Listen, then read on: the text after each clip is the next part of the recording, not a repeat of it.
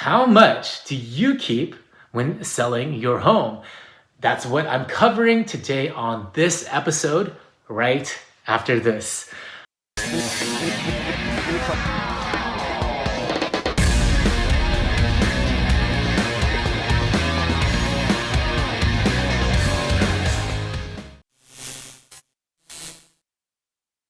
Welcome back. My name is Dale Corpus. I'm a realtor in the Tri-Valley area in the East Bay, the San Francisco Bay Area, and I post videos every Friday about all things real estate. So are you a first-time seller, or maybe you've forgotten and you're wondering how much money am I actually going to walk away with after the end of a sale? It's actually the most common question that I get asked from a first-time home seller. And the reality is that there's a lot of education for first-time home buyers and not a lot of education for first-time home sellers. So today, we're gonna talk about exactly what you're going to walk away with at the end of a home sale so you know what to be prepared for in terms of when you go to sell your house. It's so important to know ahead of time what to expect when selling your home. So we're gonna go over all these details. So just in case we don't want someone taking advantage of you or you not knowing what's typical or what's not typical. So you're going to know ahead of time what's a normal charge and what's maybe a non-normal charge. This video is going to address the sort of fears of the unknown, right? Anytime I go into something I've never done before, anything or really not very often, right? On average, every 5 to 7 years, people sell a home. And the funny thing is, I can't even remember what I did last month, let alone 5 to 7 years ago. So we're gonna go over all of these things and what to look for in terms of what should be normal as an expense so you don't have to fear the unknown. So the number one thing that you're going to not be really actually charged for, but one thing that surprises people is a lot of sellers will look at their online mortgage statement and say, okay, I owe $750,000 on their home.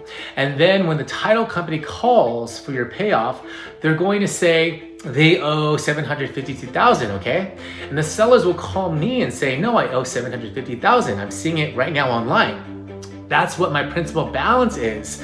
So you might not remember this, but when you bought your house, you skipped a month in mortgage payment. I'm not sure if you remember that, but a lot of people forget that, but they actually skipped a month in your mortgage payment because what you don't know, many people don't know, is that you pay your mortgage in arrears. And what that means is that you're paying for your mortgage this month for the time that you lived in your home with the previous month. So what's important when you go to sell your home is you owe the bank the mortgage payment. So that mortgage payment you skipped in the beginning, which felt really great, okay? You actually now owe it.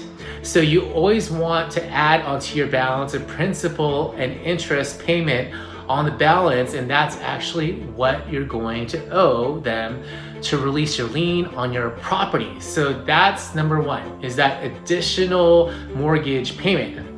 Number two is the mortgage, right? And we already talked about it.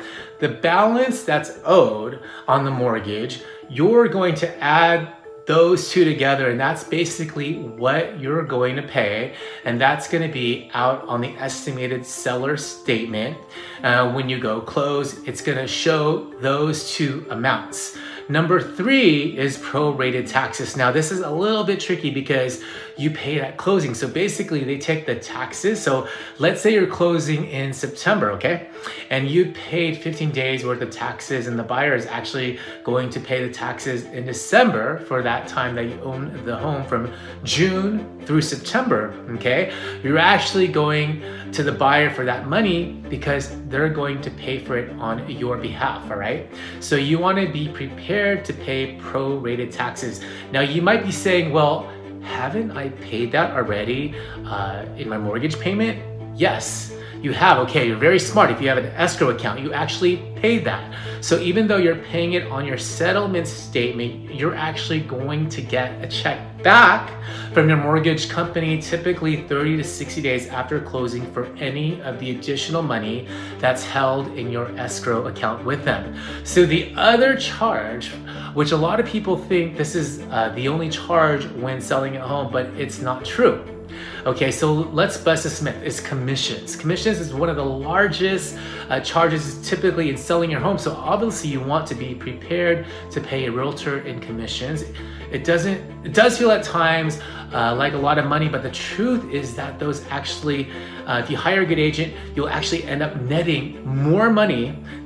So you want to budget for commissions. There's no set commission amount. So I can't really address that because there is no set commission on amount. So what I suggest to you is that you interview different agents, you find out what they charge, and then also what they offer, because what they offer is just as important as what they charge. But commissions is another fee that you're going to have to pay when you go to sell your home.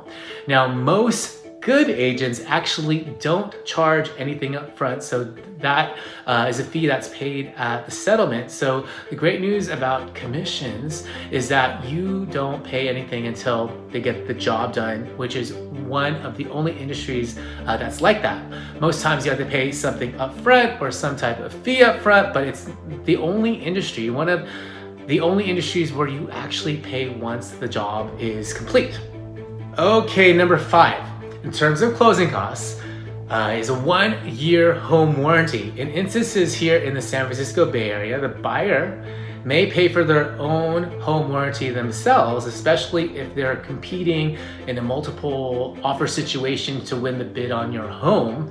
However, sometimes the seller may end up paying for it in situations where there wasn't a multiple offers situation. And I typically see a 1-year home warranty go for about $600, give or take.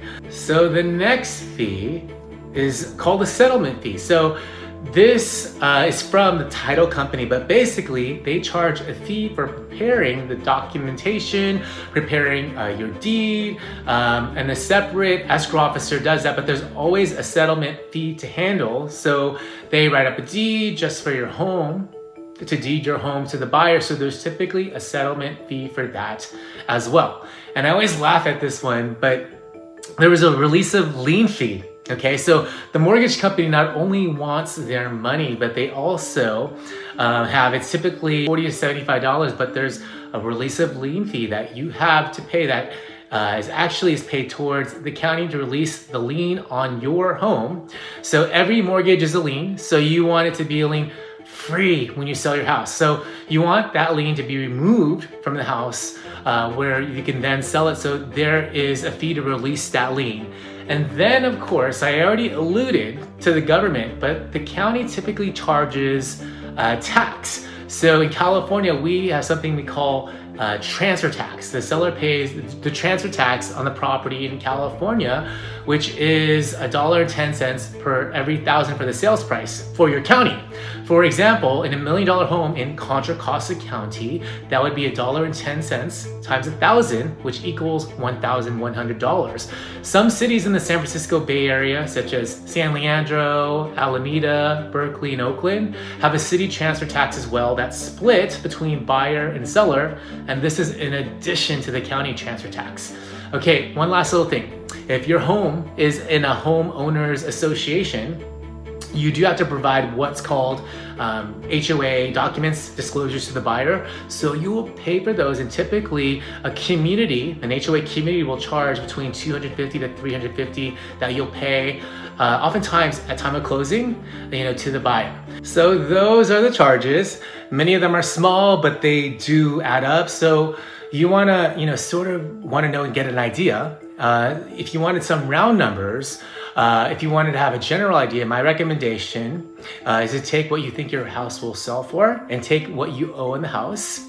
And then what I would do is tack on a 7 to 8% charge, and that typically will include all of the charges I just went over. And then that is what you have at the end of the day to work with in terms of selling your home. If you found this helpful, do me a favor and give it a thumbs up and subscribe to my channel. And you may also want to check my past video on what not to fix when selling a house. And the link to that video is on the top corner of this screen.